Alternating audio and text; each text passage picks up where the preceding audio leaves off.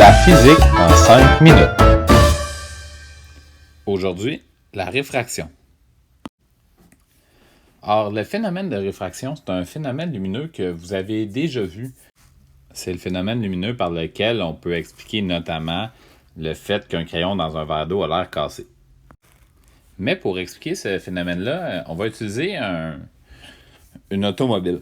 Alors, on a ici, juste là, vous avez une automobile qui roule sur la route. Alors, on a les lignes là, sur le côté. Là, évidemment, je n'ai pas pu faire une ligne blanche parce que blanc sur blanc, vous ne l'auriez pas vu. Et on a ici le côté de la route qu'on va imaginer qui est en gravelle. Alors, si vous roulez sur la route, l'auto, elle roule, et que vous déviez tranquillement, quand la roue d'en avant ici va toucher au gravier, ce qui va se passer, c'est que cette roue-là, juste ici, va ralentir. Toute la roue va ralentir, le véhicule va ralentir parce que c'est beaucoup plus difficile de rouler sur du gravier que sur la route. Comme l'auto ralentit, cette roue-là ralentit, mais que les trois autres continuent à rouler vite, l'auto va avoir tendance à se tourner comme ça et à dévier. Donc l'auto allait comme ça, et là tout à coup, elle a tourné parce que la roue a ralenti et elle continue dans ce sens-là. Mais c'est exactement le même phénomène qui se passe avec un rayon lumineux. Si j'ai par exemple un rayon lumineux qui arrive proche d'une substance, par exemple du plexiglas, qui arrive proche d'une substance qui laisse passer moins facilement la lumière. Par exemple, le plexiglas, ça laisse passer la lumière, on le sait tous, mais la lumière a plus de difficulté à se déplacer dans du plexiglas que dans l'air, par exemple. Quand le côté du rayon, ce côté-ci, va toucher le plexiglas, l'autre côté du rayon, lui, ne le touchera pas encore. Quand ce côté-là va toucher le plexiglas, ce côté-là du rayon va ralentir, et ce côté-ci va continuer à aller à la même vitesse. Qu'est-ce qui va se passer? Le rayon va tranquillement tourner et va aller dans une direction légèrement différente. C'est ce qu'on appelle la réfraction.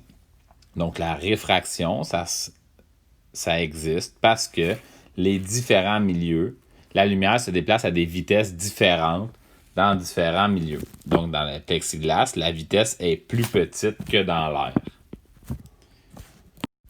Or, on peut calculer l'indice de réfraction d'une substance. L'indice de réfraction, c'est comment varie la vitesse de la lumière dans une substance. Alors, la vitesse de la lumière, c'est 300 millions de mètres par seconde.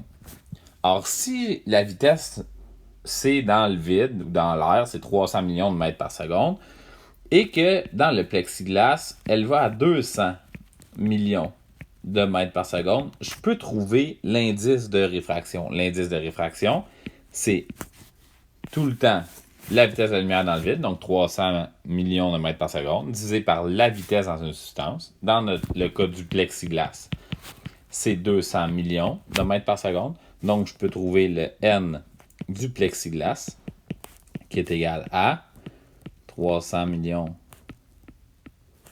de mètres par seconde divisé par 200 millions de mètres par seconde. Le N du plexiglas, c'est égal à 1,5. Il n'y a pas d'unité pour le N parce que les unités ici s'annulent. Ce qui nous amène aux angles. Dans un problème de réfraction typique, vous allez avoir un rayon qui rentre dans une substance avec un certain angle et on va vous demander de tracer le rayon dans cette nouvelle substance. On peut calculer ces différents angles-là grâce à la formule de Snell-Descartes qui est la suivante. C'est N1 sin de θ1 égale N2 sin de θ2. Dans notre cas, ma substance 1, c'est de l'air. Ma substance 2, c'est du plexiglas. Si je sais que le rayon rentre avec un angle de 20 degrés dans le plexiglas et que le plexiglas a un n de 1,5, l'air un n de 1, ben, je peux trouver θ du plexiglas en appliquant la formule. Et j'arrive à un angle de environ 13 degrés. Je peux donc savoir que cet angle-là ici, c'est égal à 13 degrés. Là, évidemment, la suite, ce serait de trouver avec quel angle le rayon ressort du plexiglas. Vous appliqueriez exactement la même formule. Le dernier concept, c'est le concept d'angle critique.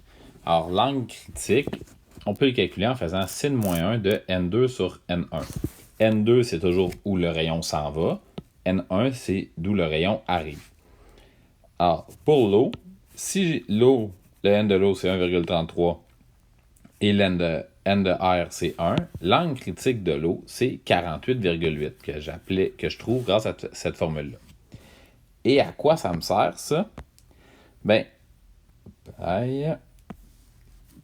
si mon angle 1 est plus petit que 48,8, ben le rayon va sortir comme on a appris il y a 2 minutes. Si le rayon égale l'angle critique, ben le rayon ne sortira pas. Il va devenir parallèle à la surface. Et finalement, si le rayon est plus grand que l'angle critique, le rayon ne sortira pas non plus. Il va faire une réflexion comme si la surface était un miroir et il va replonger, dans ce cas-ci, vers le fond de l'eau. C'est tout pour la réfraction.